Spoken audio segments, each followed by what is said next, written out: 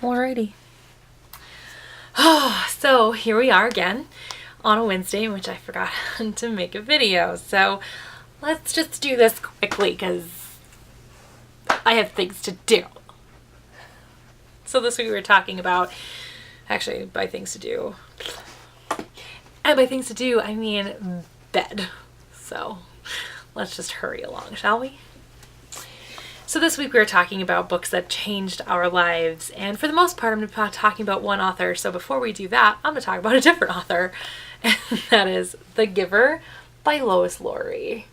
So if you're not familiar with The Giver is about this utopian yet dystopian society, where you're in this society where the government controls literally everything, down to when you get toys, when you get a bike, when, who you marry, who your children are, and your job, all of it. They even make you take drugs every day to not see colors. Everything's in black and white.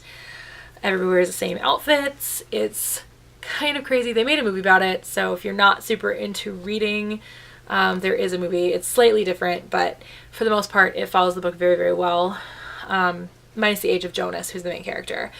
So Jonas is given the job of the receiver. So the current receiver becomes the giver.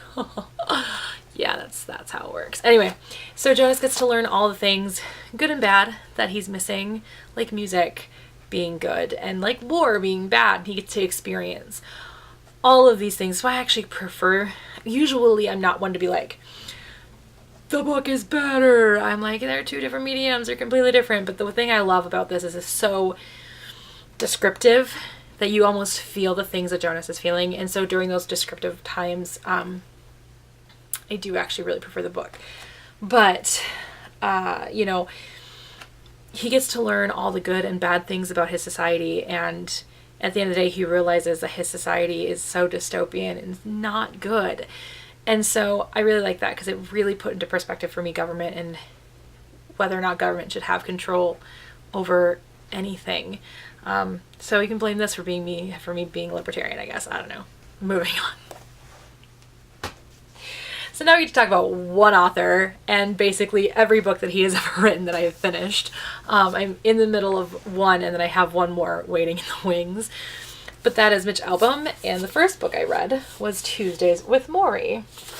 Tuesdays with Morrie is, you can see right there is a great synopsis of this book. An old man, a young man, and life's greatest lesson. So essentially it's about Mitch. It's a memoir about Mitch as he goes and visits an old college professor who is dying from Lou Gehrig's disease named Morrie. They always spent every Tuesday together in kind of a meeting, essentially. And they became very important to each other, but they lost touch after Mitch graduated college and moved on. They lost touch, and Mitch saw him on an interview with, back a long time ago, I think it was Ted Koppel. I don't remember. And he found out he was dying from Lou Gehrig's disease and felt guilty, so he decided to reach out and actually visited him every Tuesday. Got on a plane, visited him every Tuesday until the day he died. And essentially this book just teaches you, number one, how to die, but in the same turn, how to live. And that's what the greatest lesson is how to live without regret, how to live without being angry about your situation, and just living with what you've been given. And I think it's a beautiful story, and it's a true story, a completely and utterly true story, and I think it's beautiful. So if you haven't, especially if you've ever had an important relationship with a teacher of any kind, this is an incredible book. I actually almost sent it to one of my college professors saying that I thought of you as I read this, because I did have a very important relationship with one of my college professors, and I think about him sometimes still. I haven't spoken to him in years, but I still think about him. The next one I read, which is actually the first one I bought, I just didn't read it, was The 5 People You Meet in Heaven. This one is about a guy named Eddie. It's actually an actual fictional story. Guy named Eddie who dies, and he's on his way to heaven. And in that time period, he gets to meet 5 people who he has changed the lives of, or changed his life in some way, in some fashion. And, you know, you're thinking, well, of course, it's his parents, and it's his spouse, and it's his sister, or brother, or whatever. Most of the people he meets in these 5 people are people that he never actually met. And what I took out of this book was that no matter how little you do with your life, you make an impact. And I'm really sad this is the only one. No, I'm sorry, there are 2 that I have that are not hardcover. I want to replace this one with a hardcover copy as well as my other one. But no matter how little you do in your life, you make an impact. And you're not going to know that in your life because you don't know the butterfly effect that you create on this planet. And I just think it's cool. Very cool. This is probably my least favorite book by him, but saying my least favorite Mitch Albom book is also basically saying like my least favorite chocolate. I like everything. Anyway, and that's For One More Day. For One More Day is just basically about being able to spend one more day with somebody that's passed away. You get one more day, 24 hours with this person, and what are you going to say? What are you guys going to do? And this is just, I mean, it's like a conversation, and it's just a normal day, an everyday day, and it's just so cool because throughout this entire book, I thought about my grandpa, who passed away in 2007. I read this in like 2009, I think, 2009. And so it's still relatively fresh.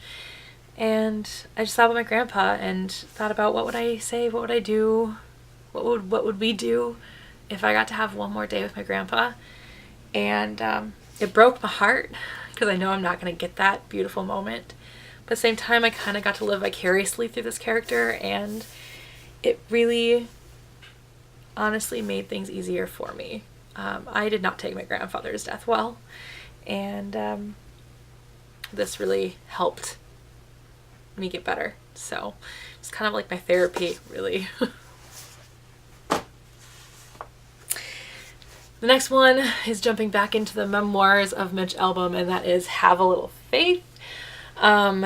So I'm not going to hide the fact that I'm a very faithful person. So Have a Little Faith, I'm going to get a little deep and a little spiritual. I'm sorry.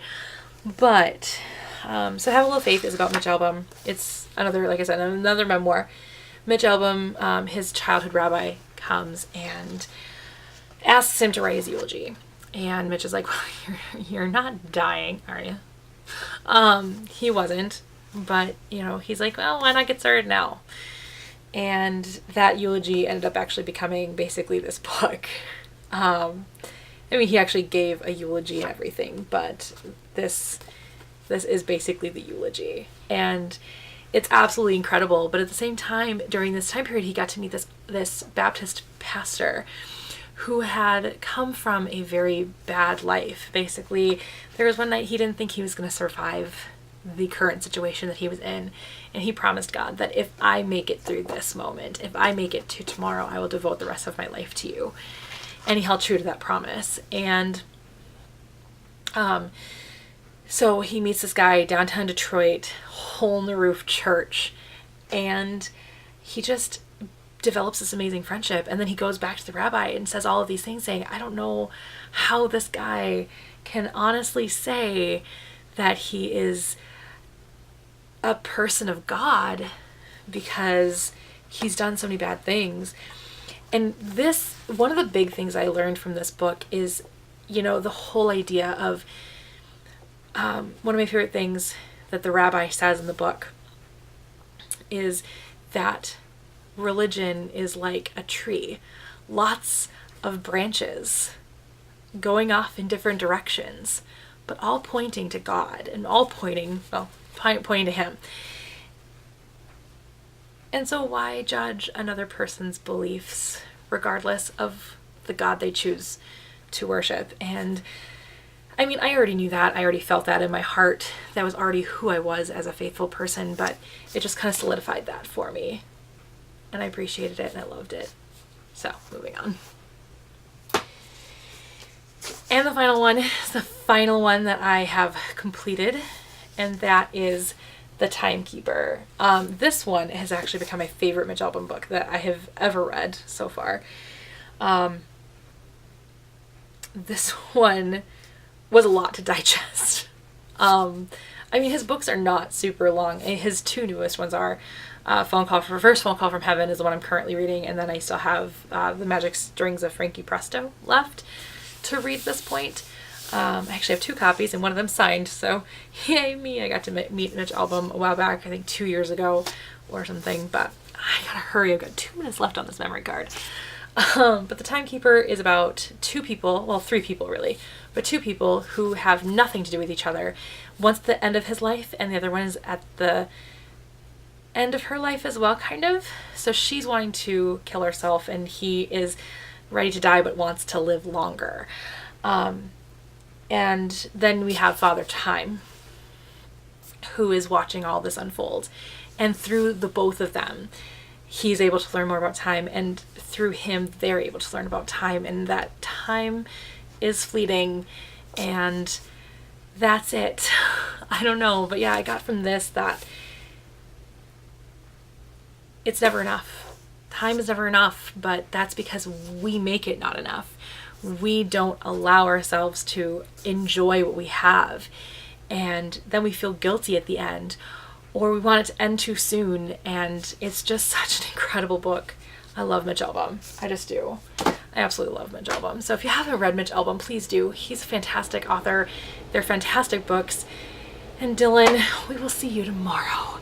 And I'm not editing this, so this is what you get.